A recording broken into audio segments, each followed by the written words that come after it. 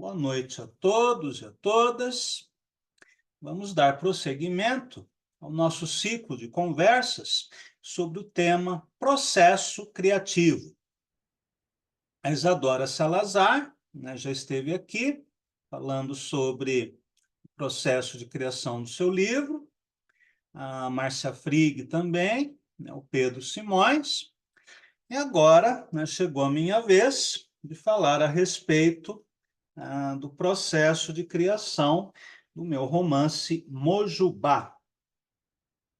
Antes de falar sobre o Mojubá, eu vou falar sobre a gênese dele, que é um livro de poemas chamado Marabô, o Batalá, que é um livro de oriquis, ou seja, de poemas dedicados aos orixás. Qual que é a origem disso? Alguns anos atrás, eu pesquisei a respeito das religiões de matriz africana, principalmente a Umbanda, o Candomblé, um pouquinho da Jurema. Cheguei a frequentar alguns terreiros, inclusive estive na Bahia, em Salvador, várias vezes. Fui no terreiro de Mãe Menininha do Gantuá, no terreiro de Mãe Estela de Oxóssi. E aqui em São Paulo mesmo, eu frequentei várias casas de Umbanda e de Candomblé, por várias razões. Por um interesse cultural, estético, e também, por que não, espiritual. Foi numa época que eu estava pesquisando vários caminhos espirituais, na verdade. E eu passei por esse também, das religiões de matriz africana. E fiquei fascinado pela riqueza das histórias dos orixás. Se nós pensarmos na mitologia grega, por exemplo, ela é respeitada em todo o mundo, como um depositário de histórias, de símbolos, de arquétipos. É algo considerado importante do ponto de vista cultural. A mitologia greco-romana inspirou poetas e prosadores ocidentais nos últimos 2000 anos. A mitologia, ou mais, a mitologia escandinava, dos vikings, é presente até hoje no cinema e nas histórias em quadrinhos. É só nós lembrarmos do filme, do Thor, dos gibis, do Thor, e não apenas ele. O adversário do Thor, que agora me foge o nome, Loki. Loki também está muito presente no cinema. Enfim, a própria Índia, tem uma produção cinematográfica riquíssima, a Bollywood, que é a segunda indústria cinematográfica do mundo, só perde para Hollywood. E muitos filmes são baseados no Mahabharata, no Ramayana, nos Puranas, ou seja, nas histórias mitológicas védicas. Até histórias em quadrinhos na Índia trazem os personagens desses livros. Parece que o Brasil, ao contrário, tem uma tendência de rebaixar, diminuir a importância da nossa própria mitologia. Se os africanos, os iorubás em especial, trouxeram as histórias dos seus deuses para o Brasil, essas histórias acabaram se aclimatando aqui e, além de criar raízes, também incorporaram muitas lendas, histórias dos índios brasileiros. Por isso se fala em religiões afro-brasileiras, ou, no caso da Umbanda, religião brasileira. A Umbanda tanto incorporou os mitos africanos, quanto os mitos indígenas, quanto a influências do cristianismo, que tem a sua própria mitologia, e do espiritismo. E todo esse caldo cultural é extremamente rico, apesar de todas as perseguições, preconceitos, linchamentos, depredações, né, de casas de axé, de todo um racismo religioso violento, né, que nós vivenciamos nos últimos anos. Essa mitologia é extremamente rica, inclusive porque é uma das poucas mitologias vivas hoje.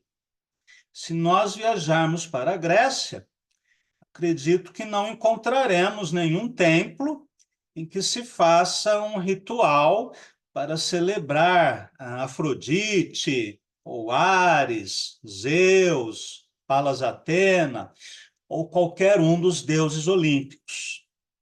Se nós viajarmos para a Suécia, Islândia, Noruega, também é pouco provável que encontremos algum ritual celebrando Odin, Thor, as Valquírias ou qualquer outra deidade escandinava. Talvez apenas os mitos afro-brasileiros e os mitos indianos continuem vivos. Aliás, no Oriente também há o xamanismo, né? O shintoísmo, né? No Japão, há o taoísmo popular na China, que também tem os seus deuses, os seus templos, os seus rituais. Mas se ficarmos no campo ocidental, talvez apenas os mitos afro-brasileiros sobrevivam. E há uma mitologia que não perde em nada para a mitologia grega, escandinava ou qualquer outra. Aliás, os deuses são os mesmos, apenas os nomes são diferentes, às vezes até os símbolos são iguais. Se nós pensarmos no Thor germânico, por exemplo, ele é o deus do trovão e o seu principal símbolo é o martelo.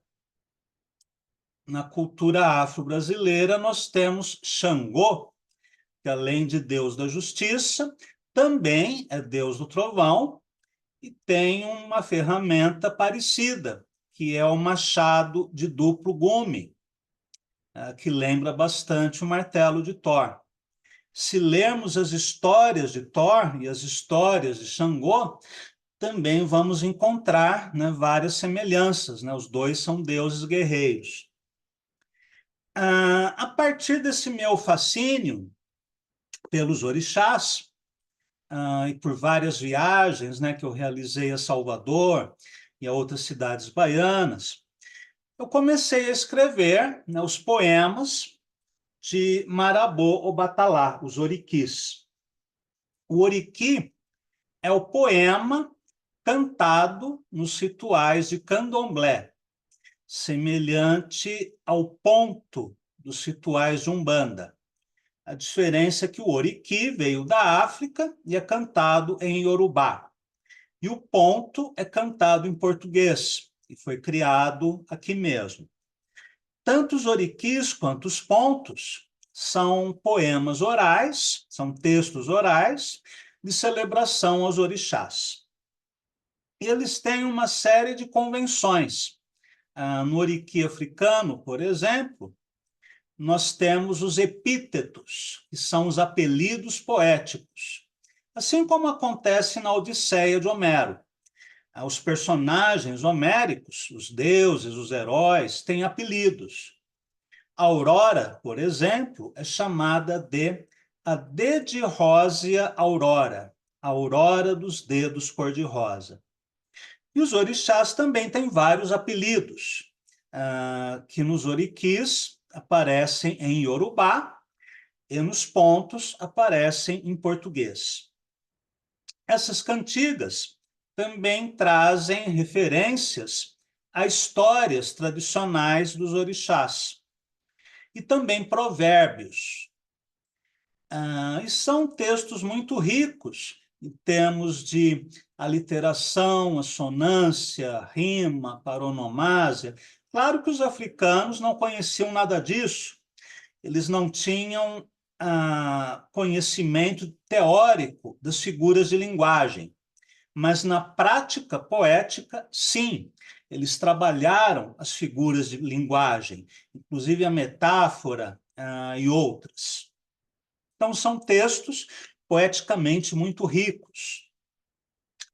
Aí eu li várias traduções de Oriquis, as principais são do Risério, do Antônio Risério, no livro Oriqui Orixá, em que ele traduz os oriquis do Yorubá para o português, procurando não só recriar o sentido, mas também a forma poética.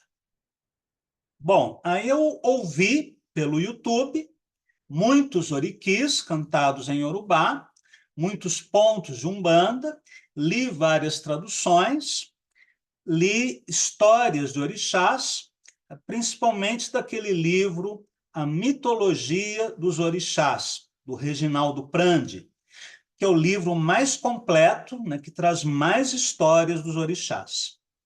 Também pesquisei a iconografia, ou seja, pinturas e esculturas, tanto africanas quanto brasileiras, que representam os orixás, os seus atributos, as suas características, as suas comidas, as suas armas, enfim, toda a simbologia, né, relacionada a eles. E a partir, né, desse estudo e dessa vivência, eu criei os poemas desse livro. Eu vou ler só um para vocês, a título de exemplo. Deixa eu encontrar um poema breve.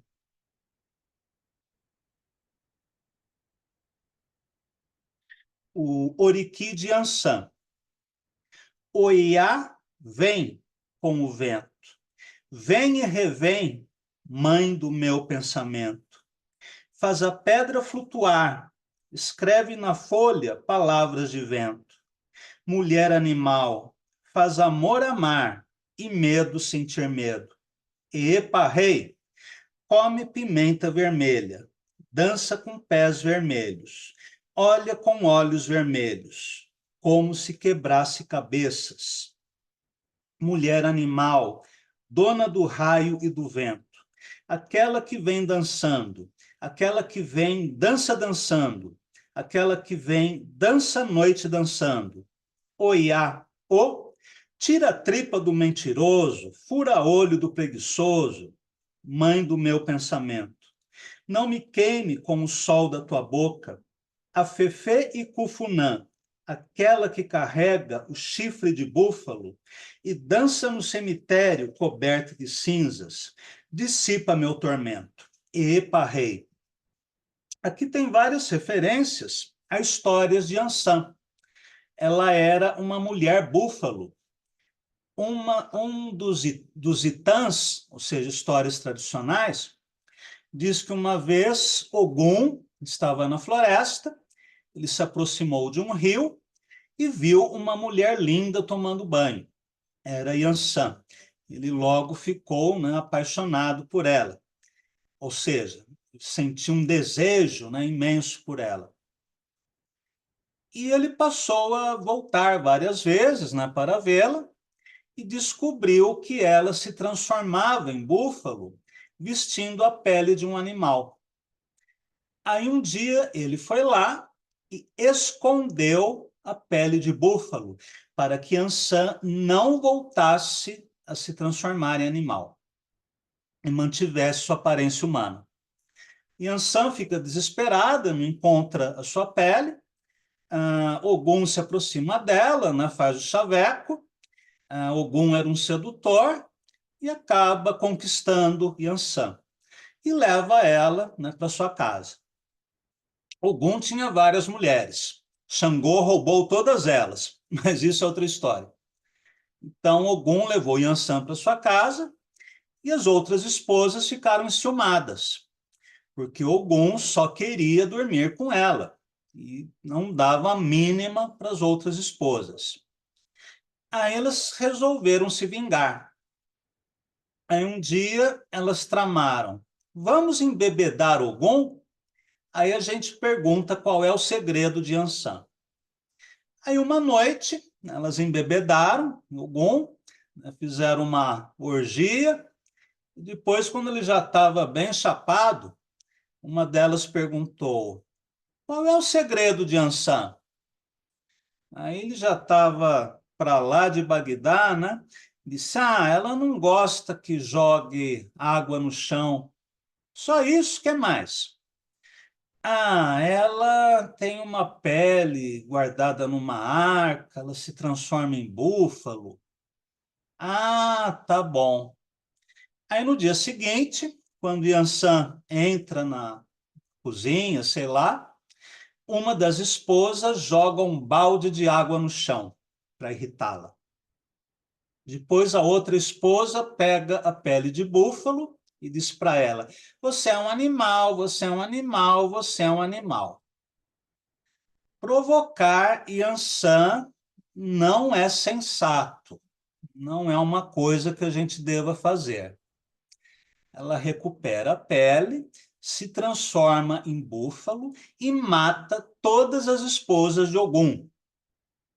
Depois disso, ela volta, não, ela continua como búfalo e resolve ir embora. Mas antes ela chama os seus filhos, tira um dos seus cornos, entrega a eles e diz: se vocês quiserem me chamar, é só vocês suarem esse corno que eu virei. E ela vai embora. Isso é referido, né, aqui no poema. Assim como várias outras coisas que eu não vou explicar agora. Então, Orikili conta, né, passagens da história dos orixás, tem provérbios, né, tem apelidos e tem a forma poética. Eu publiquei esse livro em 2024, não, acho que foi antes. Aqui não tem a data, mas não, foi em 2020. Aí depois, né, aliás, um pouco antes disso, né, eu conheci a minha segunda esposa, né, a Sheila, que também tinha interesse, né, nos mitos afro-brasileiros. Ela esteve comigo em Salvador, né, várias vezes, e um dia ela me provocou: por que que você não escreve um romance ambientado em Salvador que fale dos orixás? Aí eu gostei da ideia. Aí eu comecei a tramar o meu primeiro romance, né, o Mojubá, que faz parte de uma trilogia. O segundo romance é A Casa das Encantadas, e o terceiro romance, Janaína, eu ainda estou escrevendo. Os três romances têm os mesmos personagens e as histórias se misturam e se completam. Então, os três livros é como se formassem um só livro. Bom, como que surgiu o Mojubá? Primeiro eu pensei no narrador. Como nos rituais, né, de Umbanda, de Candomblé, Exu é sempre chamado primeiro e todas as ações e trabalhos devem começar com uma invocação a Exu. No meu livro de Oriquis, o primeiro Oriqui é de Exu. E no livro Mojubá, que é um dos nomes de Exu, eu resolvi que o narrador seria Exu, o que é até coerente, porque, de acordo com as histórias iorubás, nenhum trabalho, nenhuma ação existe sem Exu. E Exu não é apenas um orixá que está lá no plano espiritual. Todos nós temos um Exu dentro de nós. E é esse Exu pessoal que nos move a fazermos as coisas. Então eu decidi, o narrador é Exu, muito bem. Aí, primeira questão. Bom, romance vai ser narrado em primeira pessoa, portanto, tem a voz de Exu. Como é a voz de Exu? Como Exu fala? Aí eu fiquei quebrando a cabeça com essas questões, aí fui no YouTube. Deixa eu assistir alguns vídeos, né, de possessão. Aliás, possessão não é o termo correto. Deixa eu assistir incorporação, né? Vamos assistir alguns vídeos, né, com incorporação de Exu, aí eu vejo como que ele fala. E foi uma decepção imensa, porque a fala de Exu nesses vídeos não parece natural, ou seja, não parece autêntica. É como se um médium tivesse forçando a barra para falar. Não é algo convincente. Aliás, eu já tive essa experiência em terreiro de Umbanda, de um médium que, quando recebia um cigano, ele falava em portunhol, mas um portunhol que não convencia. Aí depois ele foi incorporar uma outra entidade, não lembro qual, e ele também falou no mesmo portunhol que não convence ninguém. Ou seja, alguns médiums acho que acabam forçando a barra na fala, não sei. Aí eu pensei, bom, já que essas incorporações não convencem, então vamos ler algum romance psicografado por Exu, aliás, algum romance psicografado, né, em que Exu fala. E a experiência foi pior ainda, porque esses livros são muito doutrinários. Então, Exu fala como se fosse um professor de teologia de Umbanda. Eu não vejo, ou não imagino Exu falando em termos doutrinários, querendo convencer os outros a aceitar essa ou aquela ideia. Aí eu fiquei no mato sem cachorro, né? Até que eu tive uma intuição. O meu Exu, ele vai falar parodiando provérbios populares, não só da Bahia, mas de todo o Brasil. Ele vai incorporar gírias baianas, sim. Eu fiz uma pesquisa, né, tanto de provérbios quanto de gírias, né, faladas na Bahia, e também pesquisei outras gírias e outros provérbios. Só que, em vez de apresentar o provérbio tal como ele é falado, eu mudei o provérbio, alterando o sentido.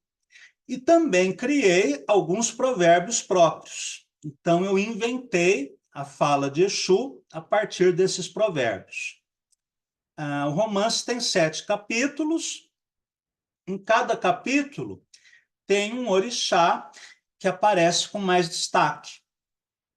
Todos esses orixás aparecem no Brasil contemporâneo, na era Bolsonaro, né? Vamos dar os nomes aos bois. É um romance que foi escrito, né, na época do regime autoritário. E eu queria que fosse um livro político, um livro que denunciasse racismo, misoginia, homofobia, intolerância religiosa, a pandemia e todas aquelas questões, né, que nós vivenciamos depois de 2018. Então, é um romance engajado politicamente. E os orixás aparecem como pessoas comuns. Então, Xangô aparece como Jerônimo, que é um estudante de direito, né, um militante político, que depois vira advogado, né, defende causas populares. Ogum é o Jorge, que é um cara que trabalha numa serralheria, ele tem uma oficina própria. A Yansan é uma modelo fotográfica, né, e professora de dança. Oxum é uma secretária. Omulu, claro, né, é um médico, e assim por diante. Iemanjá, né, a mãezona, né, que cuida dos filhos, né, no sítio Alaqueto. Oxóssi é um engenheiro agrônomo. Procurei relacionar as profissões dos personagens com a área, né, que cada orixá controla. E cada capítulo trata da história de um orixá, né? Embora essas histórias sejam entrelaçadas, todas elas se comuniquem, mas em cada uma, um orixá aparece com mais destaque. né, o cenário Brasil de hoje, e contando as histórias, eu misturo com vários mitos, né, os itãs, que são as histórias tradicionais do orixá, e também trago as cantigas. Em vários capítulos, eu apresento traduções das cantigas, algumas que eu mesmo fiz, né, a partir de outras versões, e ainda pontos de Umbanda, que também aparecem lá misturados. A linguagem, né, do romance, que foi o meu objetivo principal, né, embora tenha o sentido político, mas eu quis, sobretudo, fazer uma construção de linguagem. E toda ela é baseada nisso, nos provérbios, nas gírias, na fala popular, na mistura do português com o iorubá. Houve uma influência, sim, do Guimarães Rosa, talvez uma influência maior do que eu desejasse. No Grande Sertão Veredas, o Riobaldo dialoga com uma outra pessoa que não é nomeada. É alguém que vai visitá-lo, e o livro é como se fosse um diálogo, embora apenas o Riobaldo fale. E no Mojubá eu fiz algo parecido, também tem essa estrutura de diálogo. O João Mojubá é o narrador, eventualmente ele se dirige a um interlocutor, que não sabemos quem é, e esse interlocutor também não tem fala, ele apenas é referido. E é uma linguagem poética, né? Não podia deixar de ser. E, em linhas gerais, né? Essa é a proposta. Agora, por favor, né? Façam as suas perguntas, comentários. E na semana que vem eu trago um trecho do romance para a gente ler e discutir. Cláudia, fiquei encantada e muito curiosa. Esse paralelo com a mitologia grega, meu Deus, que loucura isso! Quanta pesquisa, quanto tu estudou, se debruçou para conseguir escrever isso. Estou muito curiosa, preciso adquirir. Eu consigo comprar pela editora? Sim, pela Cotter. Pela Cotter, maravilha. Os 3 livros saíram pela Cotter: o Mojubá, a Casa das Encantadas, e o de poemas, né? O Marabô Obatalá. Tá, meu Deus, fiquei muito curiosa. Deve ser fantástico e necessário também, né? Sim, sim. Necessário. Acho que nenhum escritor falou sobre as religiões de matriz africana, que eu lembre. Tem um romancista, que agora eu não lembro o nome, eu não li os livros dele, então não posso comentar, mas sim, Sim. já houve essa experiência. Mas eu acho que não tão profunda quanto a tua, porque tu mergulhou bastante, né? Mergulhei bastante. Estou É muito pesquisa de curiosa. campo, no Nossa, romance eu cito ruas de Salvador, aham. bem legal. Puxa, que bacana. Fiquei bem curiosa. Cláudio, Oi, ó, eu acho que eu nunca tive a oportunidade de comentar, mas o Mojubá é um livro imenso. E, de verdade, assim, eu acho que eu li lá por 22 ou 23, eu não lembro que ano tu lançaste, mas eu acho que eu li por 22 ou 23, quando eu consegui pedir da Cotter, depois de toda aquela loucura da pandemia. E ele tem um trabalho de linguagem que eu me lembro que tem umas, sei lá, umas aliterações em M, umas aliterações assim, é um trabalho de linguagem absurdo. Eu acho que ele, se há outros romances, assim, se há outras referências para pessoas que trabalharam, para autores que trabalharam com livros de que falem dessas origens, dessas religiões de matriz africana, o teu tem um diferencial enorme, que é o trabalho de linguagem mesmo, e eu adoro. Eu nunca tinha tido a oportunidade de dizer o quanto eu sou fã desse livro. legal, Isadora. Obrigado. Eu escrevi como se fosse um poema em prosa longo, né? Nossa, poema em prosa longo. Gente, amanhã mesmo ela entrar em contato com a Potter e eu vou encomendar esses livros. Absurdo esse livro. Ele assim, é uma coisa impressionante. Imagina, resultado de tanta pesquisa, de tanto estudo, dedicação e o mestre, né, escrevendo. Por favor, deve ser fantástico. A prosa de poeta é diferente porque ela é mais... é outra exigência. Um prosador que escreve apenas prosa, ele vai se preocupar com a construção do personagem, com a construção da narrativa, com as peripécias, como que ele vai colocar, né, as dimensões de tempo e espaço, enfim, ele vai pensar nas questões da prosa. Ele até pode ter um texto elegante, né, sóbrio, gostoso de ler. Agora, prosador que se preocupa com a linguagem, dá para contar nos dedos, né? É um Guimarães Rosa, uma Clarice Lispector, um Mário de Andrade. Agora, quando o poeta resolve escrever romance, aí é um sofrimento infernal, né? E, de repente, o prosador se contenta com a frase: João saiu de casa às 5 horas da tarde para encontrar Marília. Ponto. Essa frase é suficiente. O poeta jamais escreveria essa frase. O poeta vai dizer a mesma coisa, né? Mas ele vai criar uma literação, vai criar uma paronomásia, vai fazer uma referência com algum aspecto da mitologia. Ele nunca vai dizer uma coisa assim nua e crua. E também não se trata de enfeitar o bolo, porque o poeta pensa na concisão, na precisão, na clareza, né, do que ele está dizendo, só que, ao mesmo tempo, com o aspecto da beleza, né, a musicalidade, a imagética. Então, quando o poeta escreve um romance, é muito mais trabalhoso do que quando o romancista escreve. É só a gente pegar os romances do Paulo Leminski, né, o Catatal, sobretudo, do Ademir Assunção, né, que é um poeta que também escreve prosa, o Rodrigo Garcia Lopes, né, todos eles têm essa pegada na literação, no trocadilho, na paronomásia.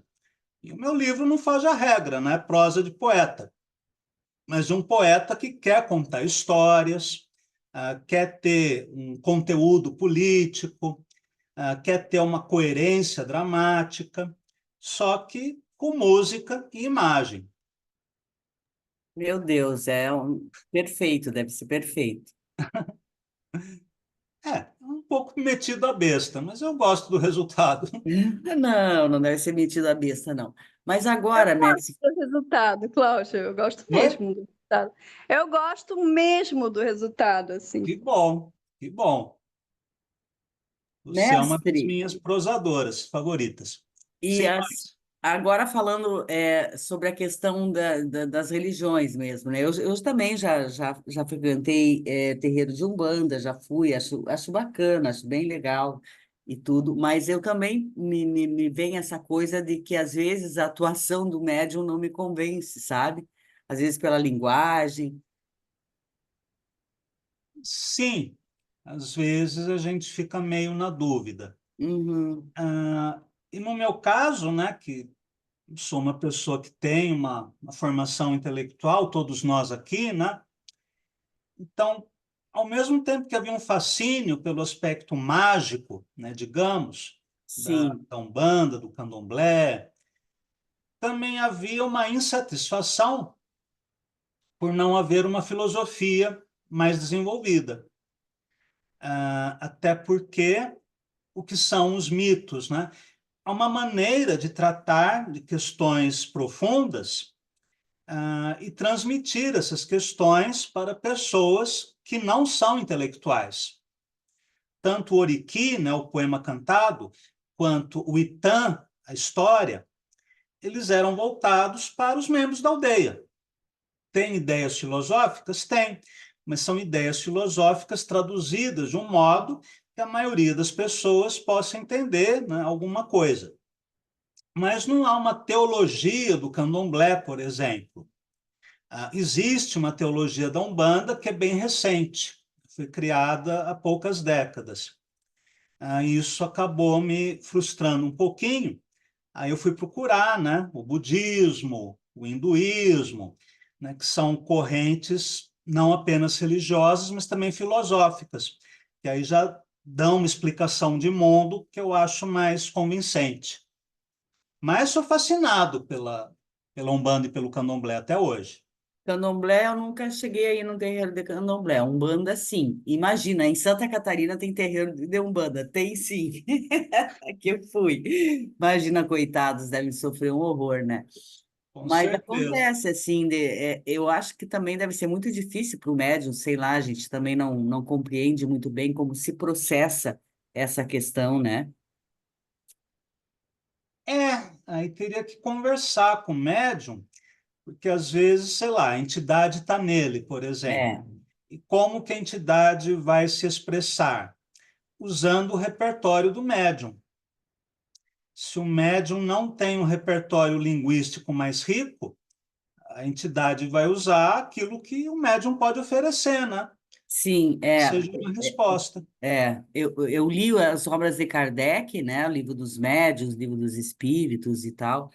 E, e diz que médium totalmente inconsciente é muito difícil, né? Existe sim a participação do médium, intelectual do médium ali naquele momento, ele não fica completamente inconsciente, né? Sim. Uma vez Posso, eu. posso, desculpa. Deixa eu só completar o que a Márcia falou agora há pouco. Eu conversei com uma amiga que ela é médium de Umbanda.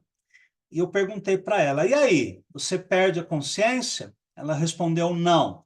É como se tivesse duas pessoas dentro de mim. Uma, que sou eu, e a outra, que é a entidade.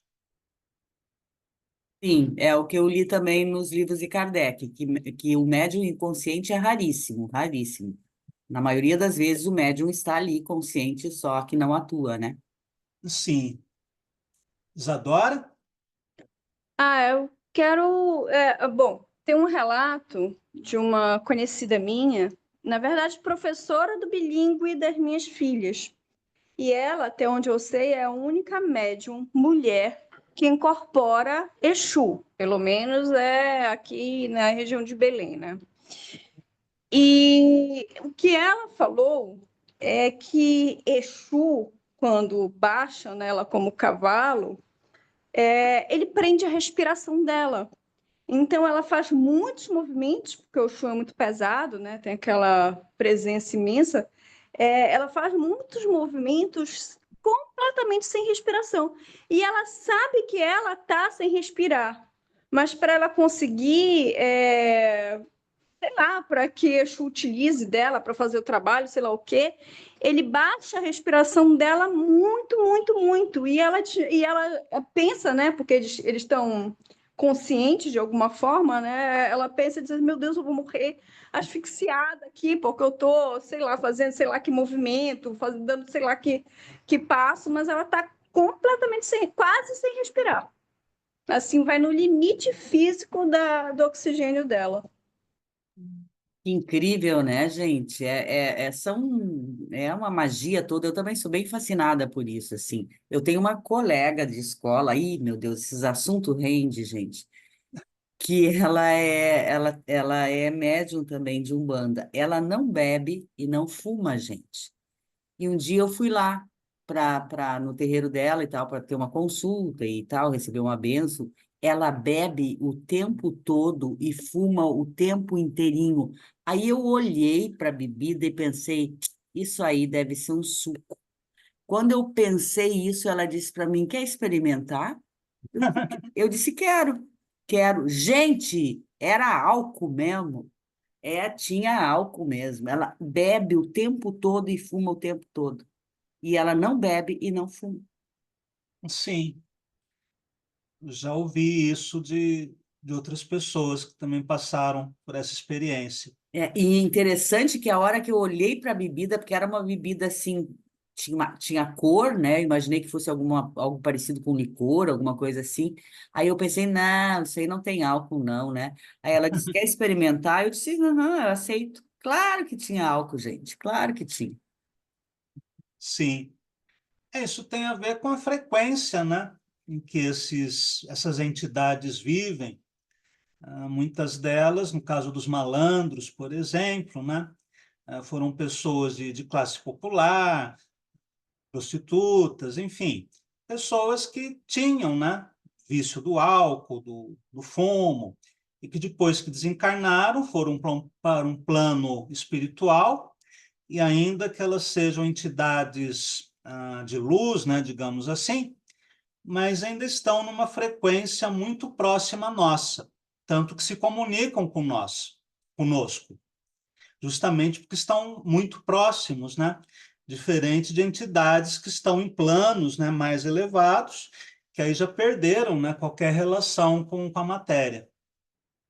É, Cláudio, é muito fascinante, gente, estudar isso e falar sobre isso. É muito fascinante. Sim.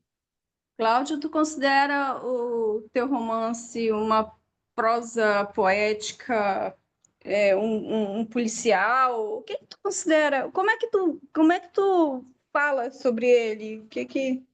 Qual a classificação? Classificação não é a palavra bem, né? Mas assim, como é? É um romance político, ainda que a questão da linguagem seja a questão principal, né, do início ao fim. É um romance metalinguístico e também é um romance político.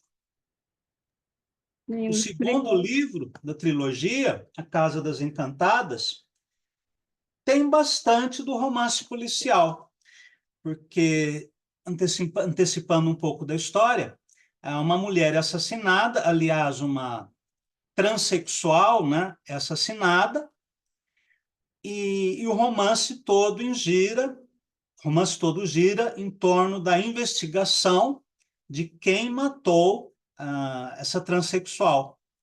E há vários suspeitos, né, que são plausíveis, até que aparece, né, bem no final do livro, né, a verdadeira culpada, que é a última pessoa que você podia imaginar que foi responsável pela morte dela. Então, aí tem um quê de romance policial. Poxa, que bacana. Cláudio, se não te importa, depois você pode colocar ali no grupo a ordem, né, da trilogia, que amanhã eu quero falar com o Salvio, que eles estão me mandando os exemplares do meu livro, eu já quero que mandem esses juntos, Tá certo. tá? São 2 livros que já foram publicados, né, de prosa, o Mojubá, que é o primeiro, A Casa das Encantadas, que é o segundo, e o terceiro, que é o Janaína, eu ainda estou escrevendo. Tá, tá bom. E o depoema foi pela Cotter também? Também, Tá, também. tá, eu vou pedir os três então pro Salvio. Tanto que as capas, né, dos livros acabam dialogando, né? Sim, eu percebi isso, Até, percebi.